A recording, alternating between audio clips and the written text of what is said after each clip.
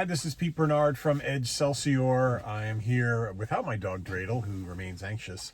But I wanted to take a few minutes to talk a little bit about CES 24 that just finished up. Kind of an existential question about CES before we get into what was talked about there is, why is CES? It used to be about PCs, it used to be about phones, it used to be about cars, and now I'm not sure what it's all about.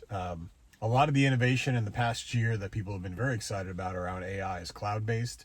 CES is not a cloud show. It's a lot about devices and things on the edge, which is interesting and exciting, but it's not around generative AI. So maybe that's one of the reasons why this year's show was a little unfocused. The major automotive manufacturers aren't there anymore.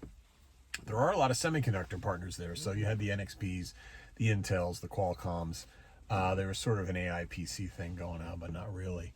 And then, of course, the one thing that we always count on at CES is incredible TVs that you can't buy. So this year they had transparent LED TVs that you can't buy. Last year they had rolling or unrolling TVs that you couldn't buy. So who knows? Next year, what kind of TVs you can't buy would be pretty amazing. Yeah, and then we had the Rabbit device, the Rabbit R1, which apparently they've sold out the first few, runs of it, although no one's really heard or seen anything about it since the show. So hopefully you can keep your receipts if you charge your credit card for one of those things. We'll see eventually what happens with kind of an AI-centric device with a different type of UI. Very interesting there. The one thing at CES this year that I heard that kind of had a bit of a renaissance were headsets and XR and VR type of headwear, maybe because of the Apple Vision Pro, which is going on sale in February. But people have been working on this tech for a long time. The silicon's a lot better. The AI, frankly, the Edge AI is a lot better. The cameras and sensors are a lot better. Things are lighter weight. The batteries are better. So I think we'll see a renaissance of kind of head-mounted stuff in 2024, whether it's the Ray-Bans or the Apple Vision Pro. It seems to be having a bit of a renaissance. And if there was one thing that was kind of hot at the show, that seemed to be it. But other than that, I think actually the hot tech show of the season is not CES, but it's Davos.